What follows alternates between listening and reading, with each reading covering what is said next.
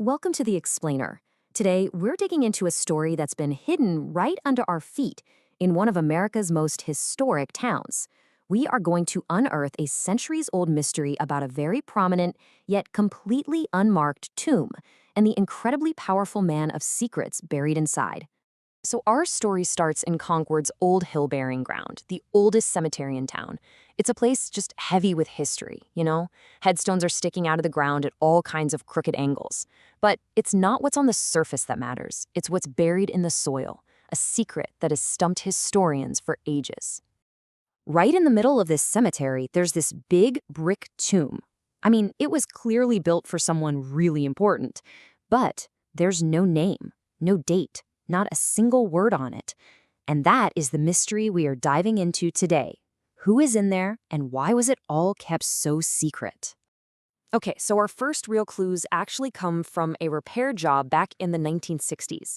The cemetery committee decided to open the vault, and what they found inside was, well, it was a strange, almost gothic scene. There were 6 coffins, a couple of them totally crushed by time. Now, most had these typical little round glass viewing ports, but one coffin really stood out. It was way bigger, clearly built for a tall man, and it had this really unique square viewing hole. So who was this tall man in the custom coffin? And why is his final resting place such an enigma? Well, all the signs point to one of the most important figures in early American history. Everything points to one guy, the Reverend Peter Bulkeley. And listen, he wasn't just the founder of Concord or its spiritual leader, or even its main financial backer. He was also a direct ancestor of one of America's greatest thinkers, the one and only Ralph Waldo Emerson. Now, to really get who Bulkeley was, you have to look past the myths. You know the story you hear about the tough preacher leading a dozen or so families into the woods? Well, the reality was so much bigger. Town records show that in just the first 6 years, over 70 families settled in Concord. This was a massive, complicated operation. And here's the crucial part. Bulkeley wasn't just their spiritual guide, he was basically the town's venture capitalist. He came from English nobility, and he used his pretty massive fortune to bankroll the entire thing. We're talking paying out of his own pocket for key guys like a carpenter and a miller, and he personally financed the town's first grist mill. He was making sure this community could actually survive. And this story just perfectly captures his whole approach. His new mill needed a dam, but that dam destroyed a really important fish weir that belonged to the local Muscataquid people. A huge conflict. But Bulkeley knew that the town's name, Concord, wasn't just a name, it was a piece that you had to work to maintain.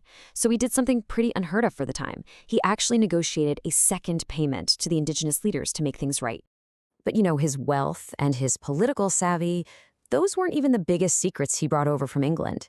His family tree held something way more shocking.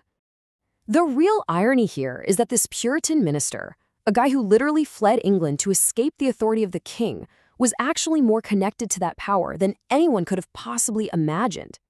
Okay, get this. Through his second wife, Grace Chetwood, Peter Bulkeley had a direct, totally verified 13-generation lineage stretching all the way back to King Edward I of England.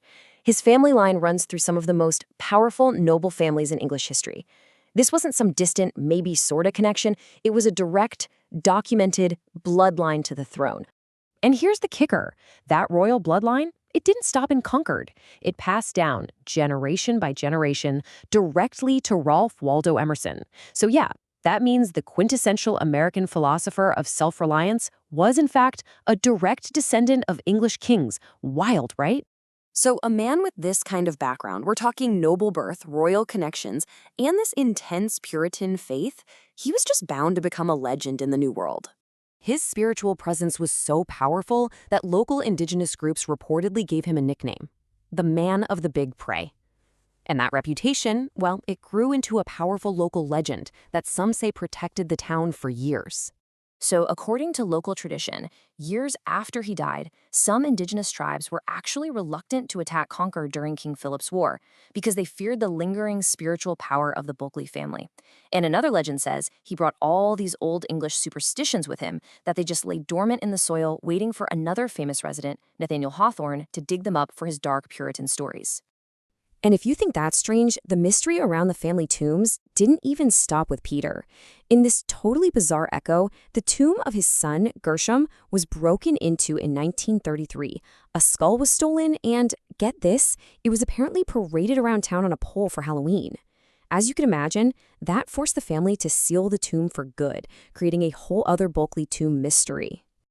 Okay, so with all this history, the secrets, the legends, the royal blood, let's circle all the way back and finally solve the mystery of that unmarked tomb. Well, the answer, it turns out, is less about some grand conspiracy and more about the harsh realities of the time. For one, early settlers often buried their dead secretly to hide their dwindling numbers from indigenous groups. But more importantly, Bulkeley died in 1659. That's decades before permanent stone grave markers were even a common thing in Concord. Any marker he had was probably just wood, and it would have rotted away centuries ago. But Bulkeley's truest legacy, it isn't in a tomb. It's literally in the land itself.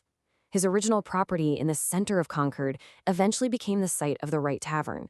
And it was right there, on land first owned by a man of royal blood who fled a king, that American revolutionaries met in 1774 to plan their rebellion against a king. You can't make this stuff up. That humble, unmarked tomb hides this absolutely epic story of royalty and rebellion, faith and finance, myth and reality. And it leaves us with one last thing to think about. For a man like Peter Bulkeley, what really matters more? The old world of royal blood he carried in his veins, or the brand new world of revolutionary spirit he helped plant in the soil?